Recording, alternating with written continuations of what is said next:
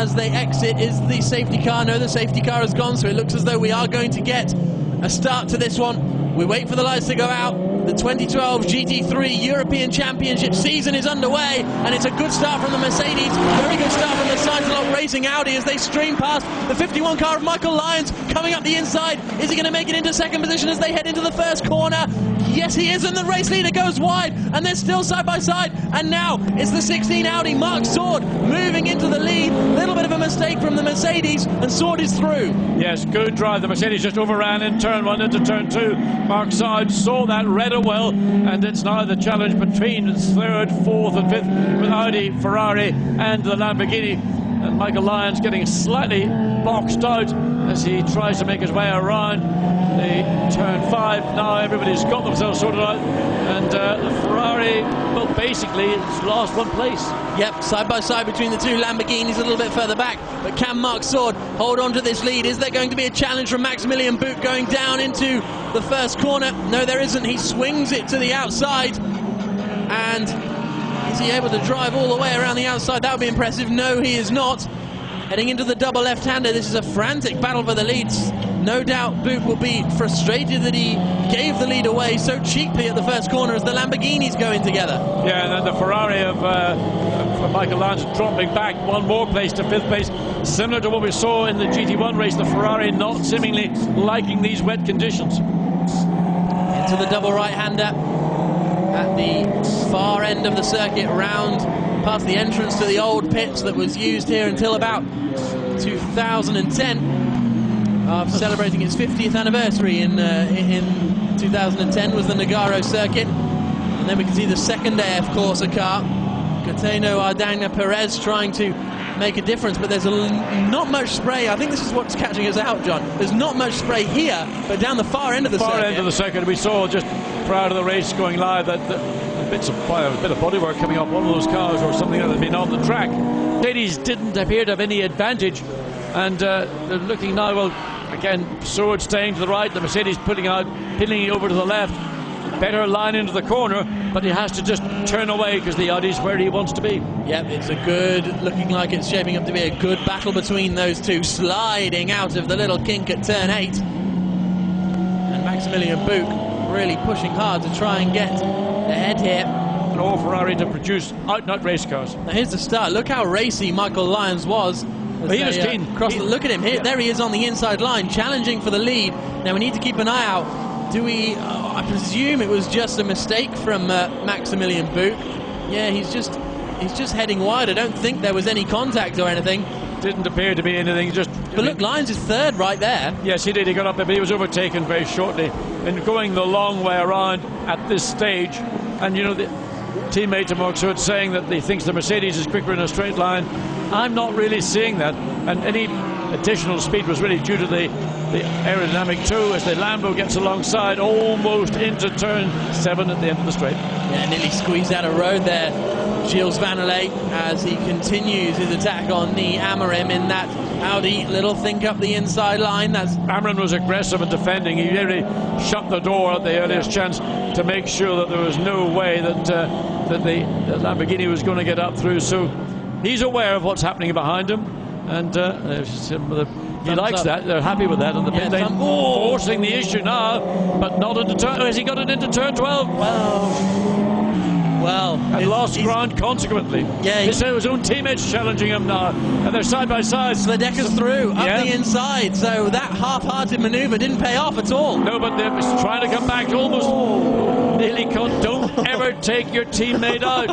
They're looking nervous in the Lamborghini garage, aren't they? And now Natalia in the Aston Martin is being lapped, and she will never know to look forward, back, or sideways. In an enviable position for her in her first race in GT3, with a battle going on not just for the lead but for third, fourth and fifth position. Down the back straight they come, and it doesn't look as though Amorim is feeling like he has to defend too much. Tentative look to the inside from Sledecker. A little bit messy on the brakes from Jerome de May up in front in that second Sidelot Racing Audi.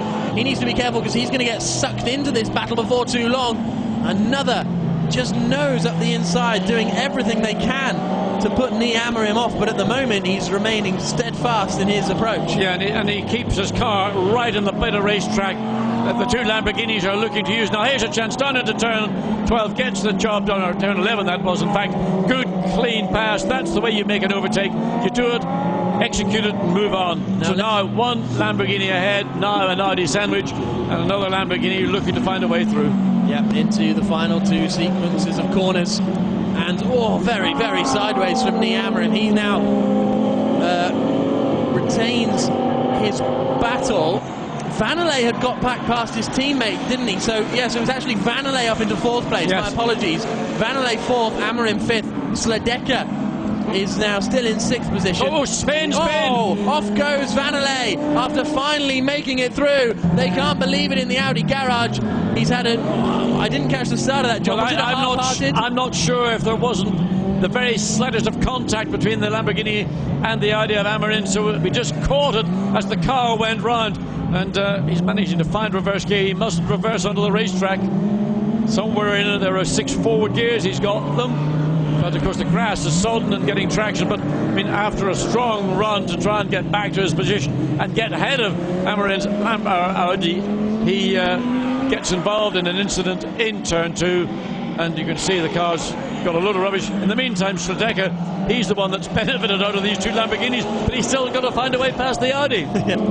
And those two are closing in on Amorim, who's currently in third place, just a little bit up the road. In comes Perez. Yes, does he cross that white line? He clipped the white line. And he clipped it with the right front. Oh, he's gone off.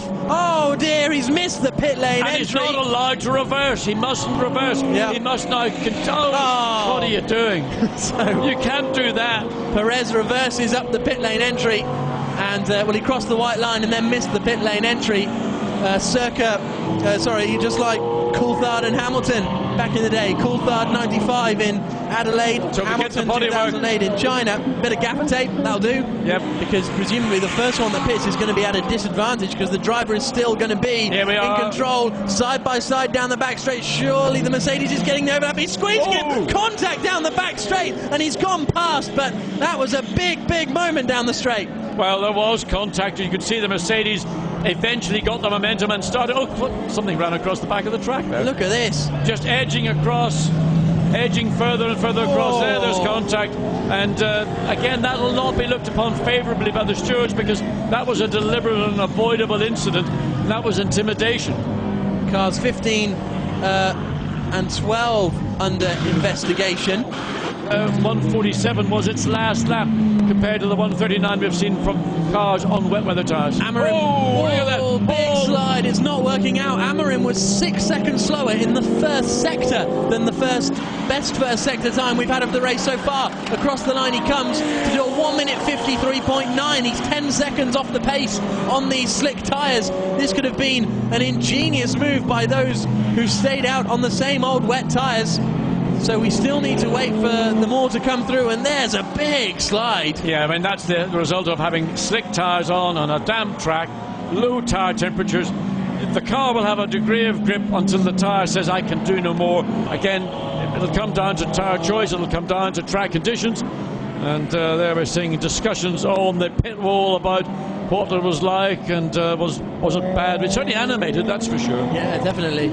It must be discussing that collision. And talking of collisions, look at the front left of that Lamborghini, battered, because they must have thought, when this incident occurred, they must have thought, this is our race over. We got turned in on by that Audi, that's what they'll say, and that's the end of our race. We're stuck in the grass, right at the back, have to make a pit stop, but genius tactics, and they're in second place. Yeah, I mean, it's fair enough to say it was my corner because I was far enough up alongside the Audi, but the Audi was almost at the apex and it turned in, and that's the inevitable. If you put your nose into an overtaking position but you can't get it done before you make the turn, that's always the risk you're going to run. Number 1 car running in 4th and the number 50 car running down in 11th. There though is Amorim, the first man to go onto slicks, and he's about to lose out to the Russian Bear Motorsport car, the number 4 machine, headed by Sergei Ryabov at the moment. So Amorim, first man to go onto slicks. Now Cesar Campanico has taken over. It's not working out. No, it's not, and you can see that with the Mercedes, you can see it with the Audi. The track conditions, they've assumed that the track will dry in this latter 16 minutes of the race remaining. But you know, from experience, they should know that when the ambient is low, the track temperature is low, you're not going to get a drying track. And okay, it's a busy circuit. Surely in the bag. Now we've got Tom Kimber-Smith behind the wheel of that Aston Martin, and he's starting to turn in some fairly decent laps. He's been closing in by 5 seconds a lap on this Russian Bear Motorsport car in front. Unfortunately, he is 2 laps down on it, but he'll still be having a bit of fun. Going past into turn 1, Tom Kimber-Smith. Interesting to see the pace of that Aston Martin tomorrow when he will be starting the race.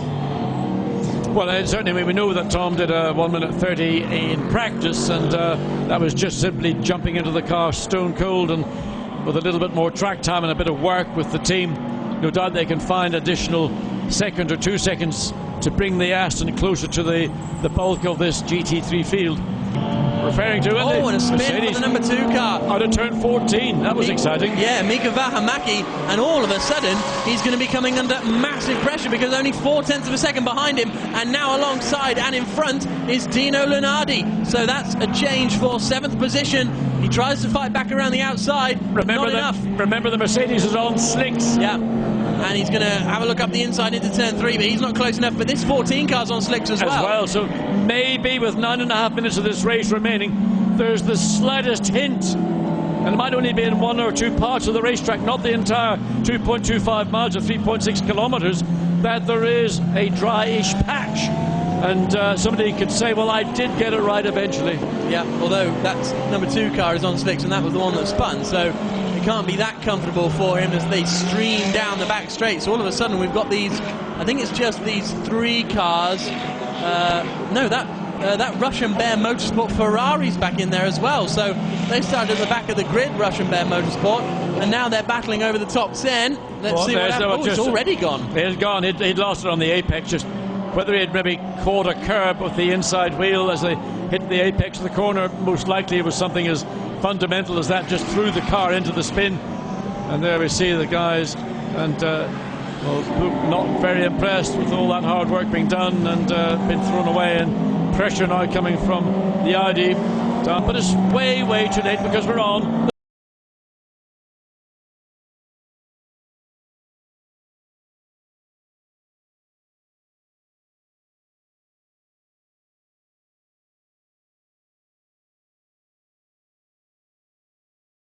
The front row for tomorrow's race, and the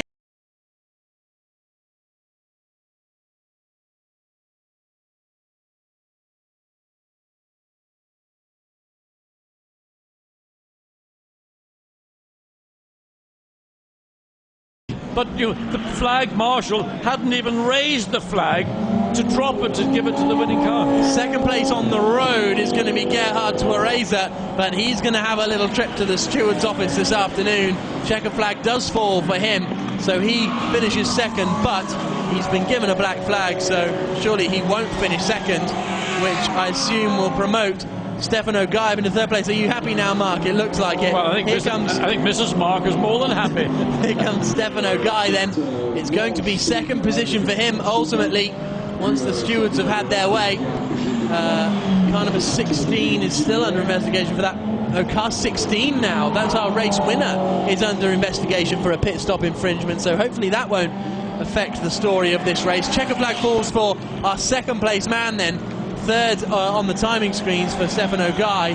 Best lap on that last lap for Dominic Baumann. So finally, the slicks work. Yeah, as you say, the transition is about at 38.39, and fastest lap 37.026. The 12 car, Jesse Lane, crosses the line to come across the line in 5th, but that will, I think, ultimately be 4th in the Lamborghini. So the Lamborghinis started on the 4th row of the grid, I think, ultimately, so they'll be very pleased with a 2nd and a 4th in that race. There's Gregory Gilbert coming around. Well, I guess he didn't see the checkered flag, so he's probably come past it to make sure he gets the checkered flag. Quite rightly too. Yeah. He didn't get the checkered flag because the flag marshal hadn't raised the flag up, but you could see his face going, oh. I assume that is not an honorary flag marshal as we have sometimes in North America, where they have a guest to wave the checkered flag. Didn't Pele? Kind of a schoolboy error. Yeah, well, let's put it, a pensioner era. Looks like that more to me. Pele missed the checker flag, I think, at the Brazilian Grand Prix.